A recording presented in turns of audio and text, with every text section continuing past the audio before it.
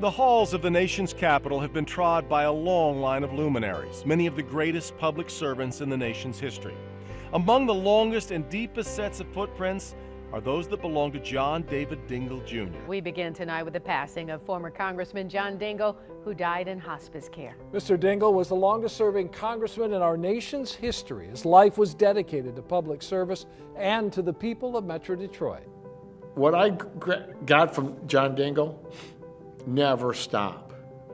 And I asked him, how do you keep your enthusiasm every day knowing that the legislation you propose gets defeated year after year? He said, you just have to keep going. And he had a great attitude about it. When he'd walk in, everybody just stood up. You stood up for John. And he'd rather you not, but he just couldn't help it, John Dingell was a master legislator who served in Congress representing the people of Southeast Michigan over nearly 60 years in Congress, earning the distinction of the longest-serving member of Congress in history. John Dingell accomplished a great deal to improve the lives of UAW families and working people across America.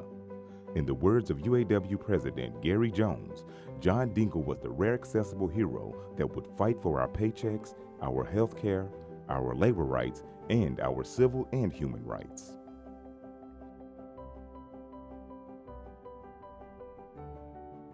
When John Dingell's father was elected to Congress in 1933, he introduced a proposal for a national health insurance system, and subsequently in every session he served.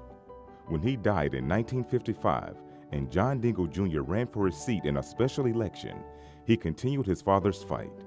He worked to pass Medicare and Medicaid in 1965, passed the Children's Health Insurance Program, expand health care for veterans, and worked with President Obama to pass the Affordable Care Act in 2010. Of course, healthcare was near and dear to his heart. I remember one time at the local, there was kind of a Dingell detractor, and he stopped what he was doing to talk to this gentleman and explain to him that every legislative session he introduces a bill for healthcare for everyone, not just healthcare, but the same healthcare that John Dingell had as a congressman for everyone in America. He thought that everyone should have the same healthcare that the Congress people had. It's unprecedented. I think it's just a sign of his perseverance, the fact that he introduced a health care bill every term of his career, and then was sitting next to President Obama when Obama signed in the first health care bill. Just shows his sheer determination.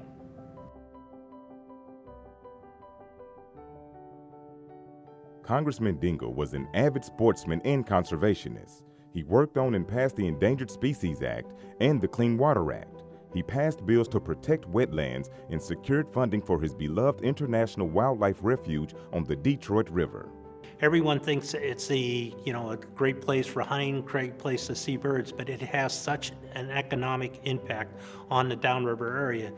Let me go back and say that John, when he tried to do this, he worked with 3 different presidential administrations of two different parties.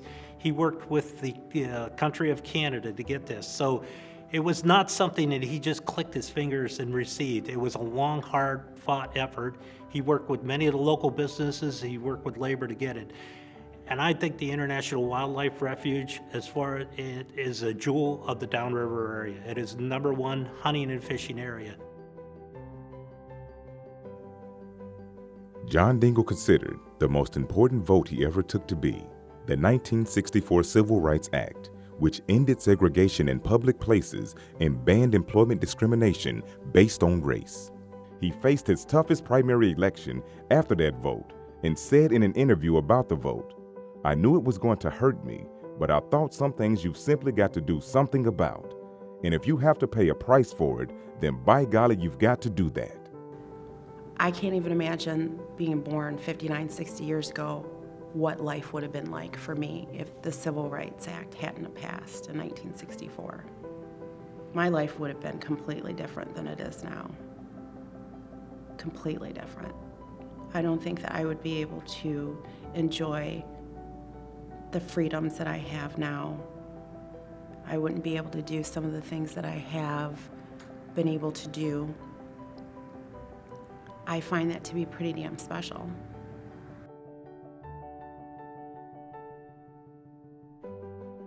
There was no greater friend in Congress to the American auto industry and UAW members than John Dingell. He said, "I am elected to represent the people of Michigan and in our part of the country. My people live and die by the success of the auto industry and manufacturing." He fought in big ways for the industry with the loans in Chrysler in 1979 and the auto rescue in 2009, and in hundreds of small ways over the years to protect and strengthen American manufacturing in the best interest of workers. It just amazed me how he was a staunch supporter of unions, collective bargaining agreements, and working people. You know, he made no bones about it, you know, that he was UAW to his heart and soul. And we have to be grateful for that, you know.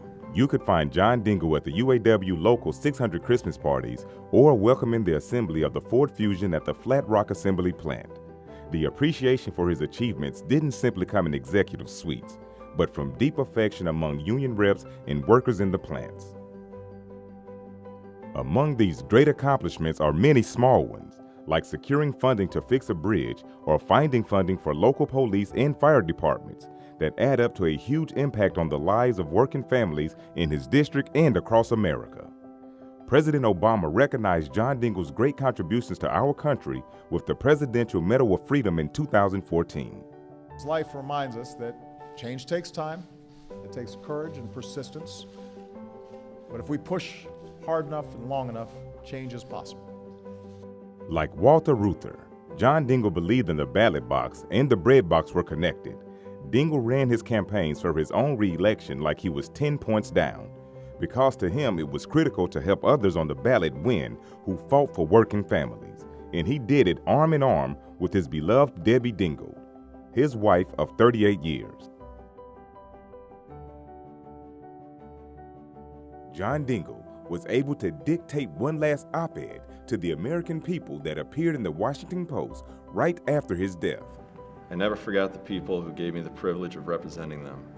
It was a lesson learned at home from my father and mother. And one I have tried to impart to the people I have served with and employed over the years. As I prepare to leave all this behind, I now leave you in control of the greatest nation of mankind. And pray God gives you the wisdom to understand the responsibility you hold in your hands. May God bless you all. And may God bless America.